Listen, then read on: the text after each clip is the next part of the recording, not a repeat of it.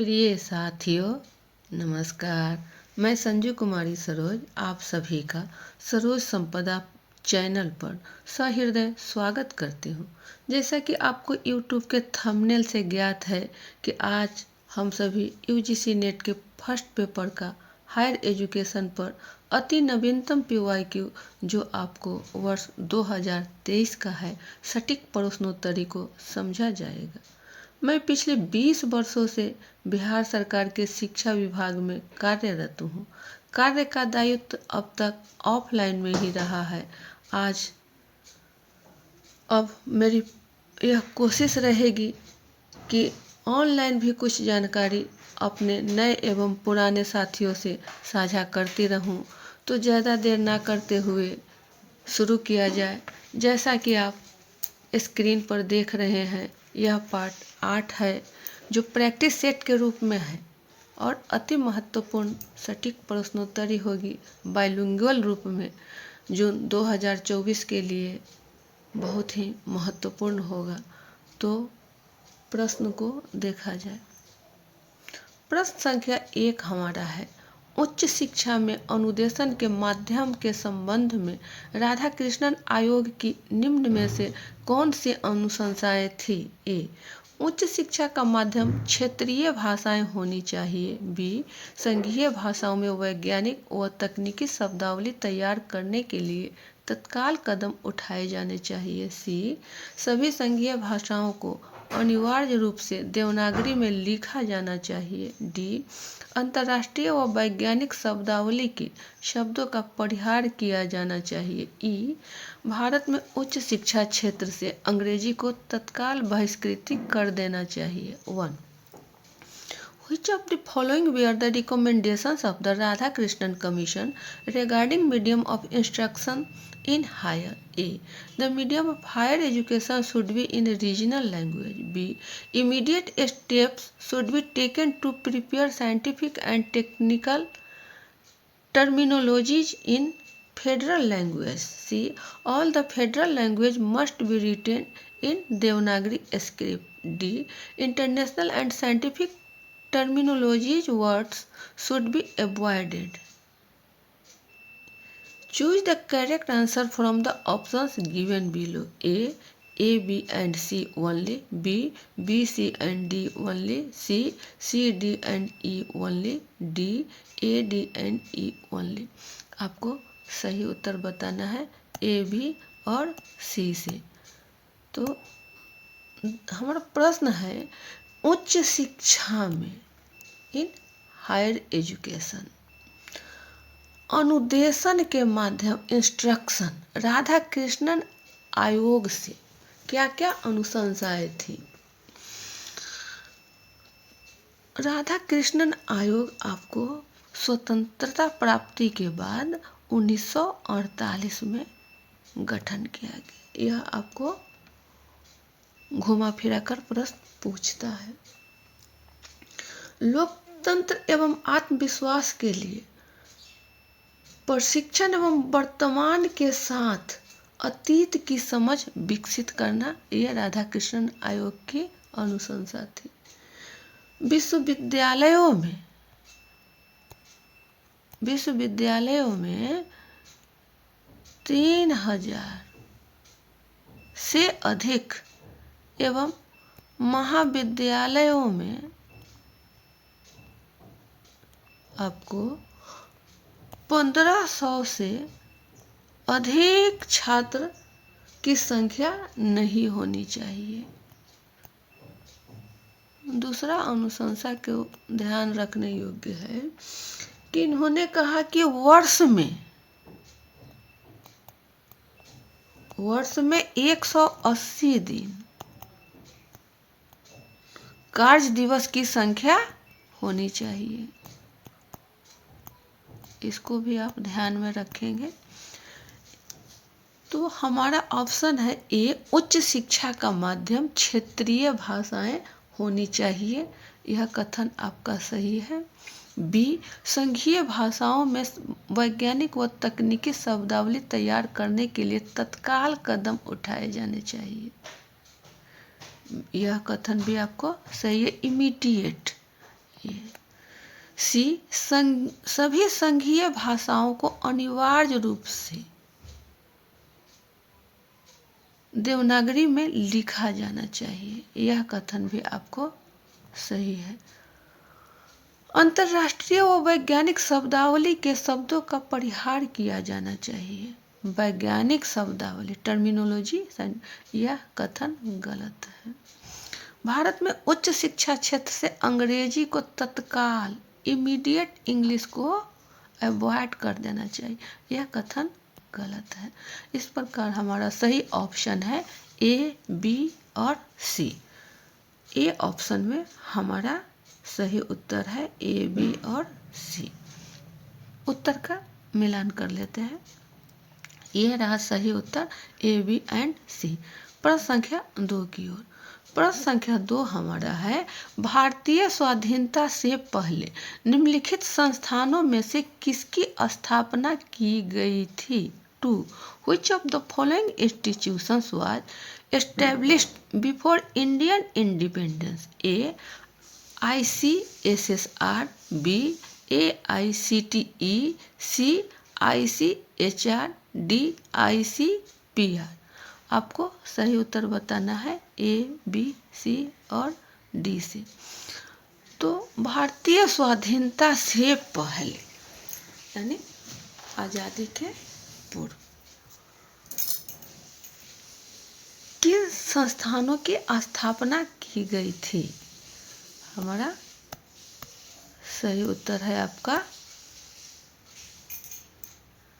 AICTE, option B, Akhil Bharatiya तकनीकी परिषद, all India council of technical education.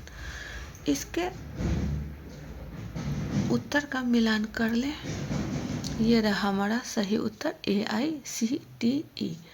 अब थोड़ी समझ हम लोग ICSSR और ICHR, ICPR के बारे में भी देख लिया जाए। ये हमारा है ICSSR, भारतीय सामाजिक विज्ञान अनुसंधान परिषद। ये आपको 1969 में गठन हुआ। AICTE, अखिल भारतीय तकनीकी शिक्षा परिषद, 1945 में।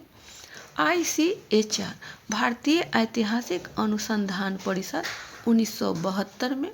और ICPR, भारतीय दार्शनिक अनुसंधान परिषद, 1977 में। ये जो आपको दिए गए हैं इसका गठन वर्ष हमेशा मेमोरी में रहना चाहिए। ये प्रश्न आपको घुमा फिरा कर आगे पीछे ऊपर नीचे कर पूछा जाता है, तो इस पर ध्यान रखा जाए। स्वतंत्रता प्राप्ति के पूर्व यही हमारा 1945 है जो AICTE का गठन किया गया था। तो हम अगले प्रश्न की ओर। ये रहा हमारा तीसरा प्रश्न। नीचे 2 कथन दिए गए हैं। कथन 1, राष्ट्रीय शिक्षा नीति 2020 के अनुसार मूल्य आधारित शिक्षा में सार्वभौमिक मूल्य और वैज्ञानिक मनोदशा शामिल होगी।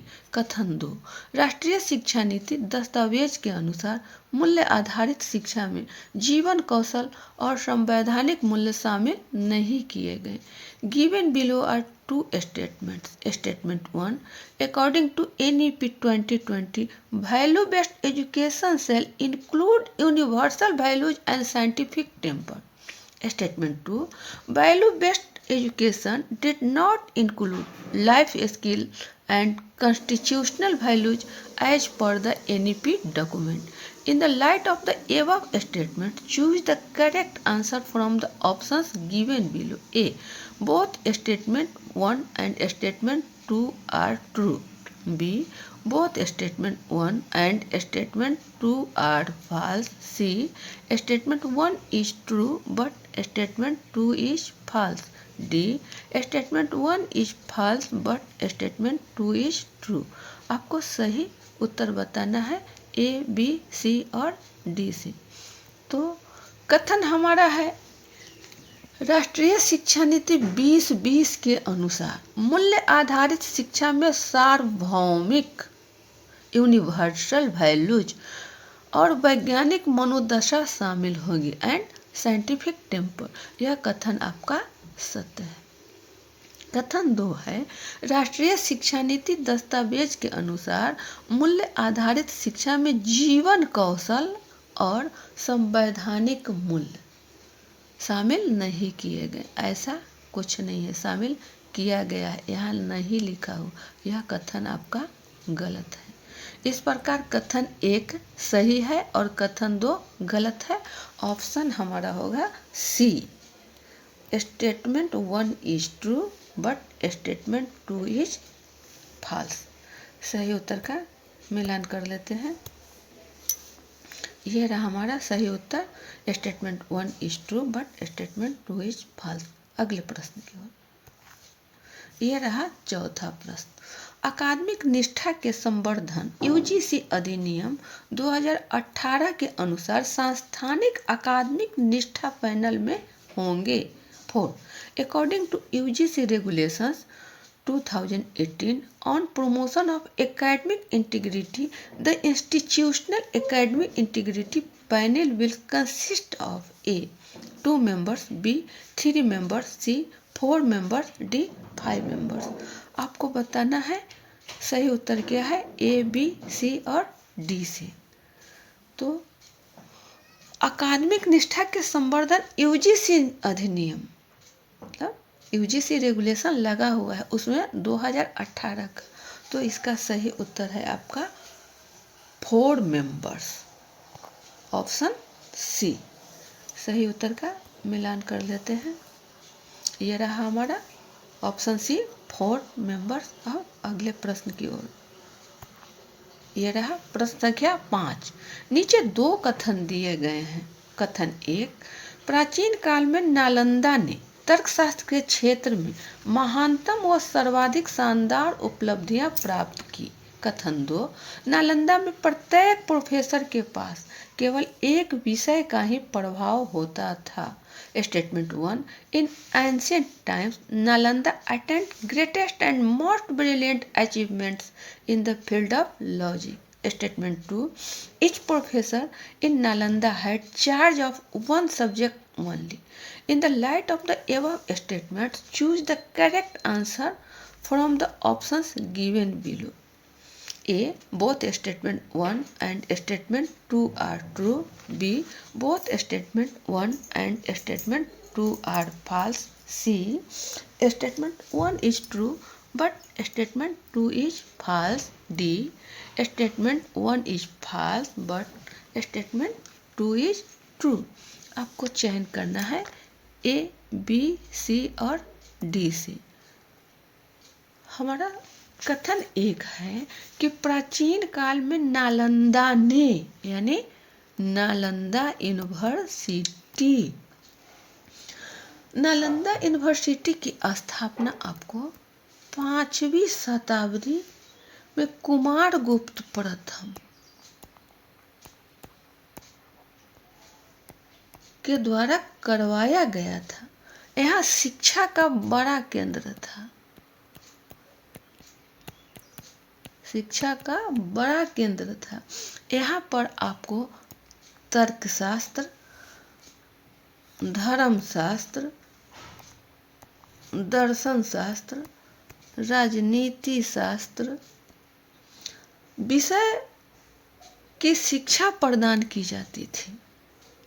यहाँ 10,000 छात्रों को पढ़ाने के लिए 10,000 छात्रों को पढ़ाने के लिए 2,000 शिक्षक थे।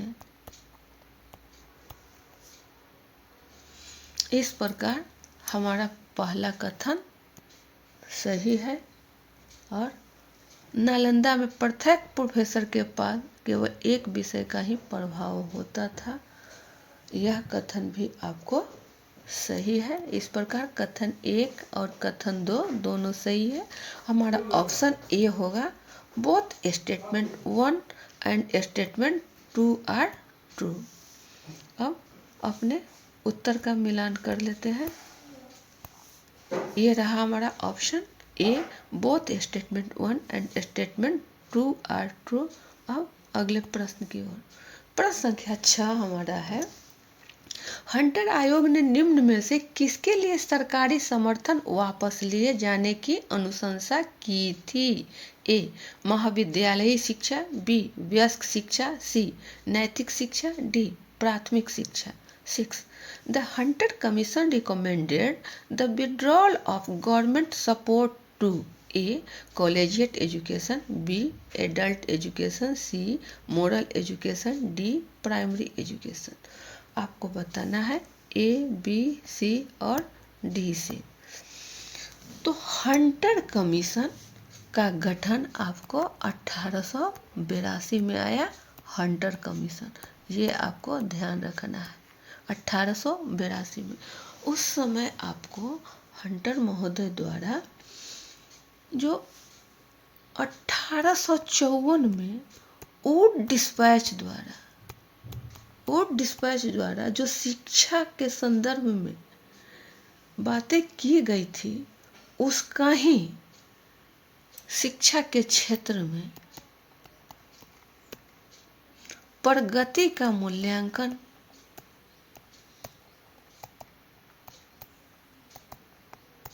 आपको हंटर आयोग द्वारा किया गया। इसमें वयस्क शिक्षा नहीं है, नैतिक शिक्षा नहीं है, प्राथमिक शिक्षा नहीं है, आपका है महाविद्यालय शिक्षा, कॉलेजिएट एजुकेशन। सही उत्तर का मिलान करते हैं। ये रहा हमारा सही उत्तर ए, कॉलेजिएट एजुकेशन, महाविद्यालयी शिक्षा। अगले प्रश्न की ओर। प्रश्न संख्या 7 है, NEP 2020 के अनुसार समकालीन वैश्विक चुनौतियों की अनुक्रिया में शिक्षार्थियों को निम्न में से कैसे समाज को सक्रिय प्रवर्तक बनने के लिए वैश्विक नागरिकता शिक्षा प्रदान की जाएगी? ए. सहिष्णु, बी. शांतिपूर्ण, सी. समावेशी, डी. सुरक्षित, ई. संधारणीय। 7. According to NEP 2020, as a response to contemporary global challenge, global citizenship education will be provided to learners to become active promoters of dash societies. A. Tolerant, B. Peaceful, C. Inclusive, D. Secure, E. Sustainable. Choose the most appropriate answer from the options given below. A. B, C and E only, B, A and C only, C, A, B, C, D and E only, D, B, D and E only। आपको सही answer बतलाना है A, B, C और D से। तो NEP 2020 आपको बताता है कि शिक्षार्थियों के लिए सहिष्णु ए सही है, बी शांतिपूर्ण सही है, सी समावेशी सही है, डी सुरक्षित सही है और ई संधारणीय सस्टेनेबल ये कथन भी आपका सही है।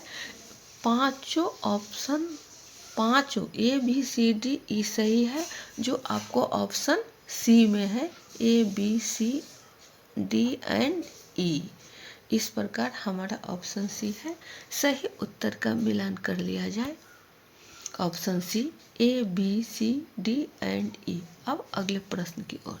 प्रश्न संख्या 8, राष्ट्रीय शिक्षा नीति 2020 के अनुसार मानविकी और कलाओं के साथ किन विषयों के एकीकरण से स्नातक शिक्षा में शैक्षणिक उपागमों के आकलन से सकारात्मक अधिगम परिणाम आए हैं? ए विज्ञान, बी गणित, सी प्रौद्योगिकी, डी जनसंचार, ई अभियांत्रिकी। 8. According to NEP 2020, assessments of educational approaches in undergraduate education integrating humanities and arts with which of the following disciplines have consistently shown positive learning outcomes? A. Science, B. Mathematics, C. Technology, D. Mass media, E. Engineering. Choose the most appropriate answer from the options given below. A. A, B, C and E only, B, B and C only, C, A, D and E only, D, C, D and E only। आपको सही उत्तर बताना है A, B, C और D से। पुनः यह हमारा question है नेशनल एजुकेशन पॉलिसी 2020 से। तो इसमें भी आपको स्नातक शिक्षा में अंडर ग्रेजुएट एजुकेशन, ए विज्ञान सही है, बी गणित सही है, सी प्रौद्योगिकी सही है, डी जनसंचार मास कम्युनिकेशन आपको ये नहीं है, ई अभियांत्रिकी यह भी कथन आपको सही है। इस प्रकार हमारा ए, बी, सी और ई जो ऑप्शन ए में है, ए, बी, सी एंड ई, ये हमारा सही उत्तर है।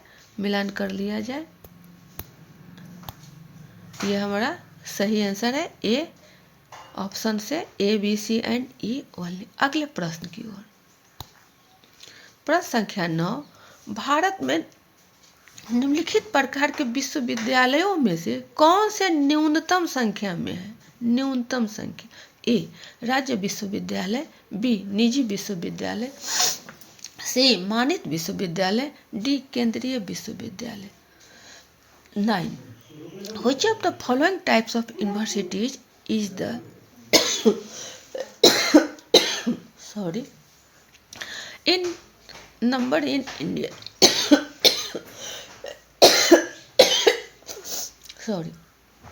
A. State universities, B. Private universities, C. Deemed universities, D. Central university। Sorry, आपको सही उत्तर का चयन करना है ए, बी, सी और डी से। भारत में न्यूनतम संख्या में ये आपको सेंट्रल यूनिवर्सिटीज है सॉरी,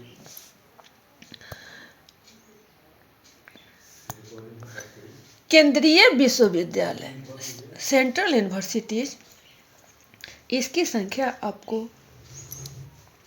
2023 के अनुसार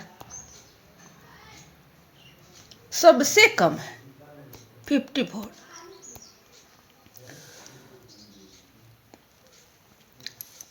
भारत में विभिन्न श्रेणियों के टोटल 1074 विश्वविद्यालय है। डीम्ड विश्वविद्यालय भारत में शीर्ष विश्वविद्यालय के अंतर्गत है। यह केंद्रीय और राज्य दोनों सार्वजनिक रूप से विश्वविद्यालय में छात्रों के लिए एजुकेशन कॉस्ट को कम करने के लिए सरकार द्वारा वित्त पोषित है। डीम्ड यूनिवर्सिटी मानित विश्वविद्यालय, तो हमारा सही उत्तर है केंद्रीय विश्वविद्यालय, इसकी संख्या सबसे कम है 54। सही उत्तर का मिलान करते हैं।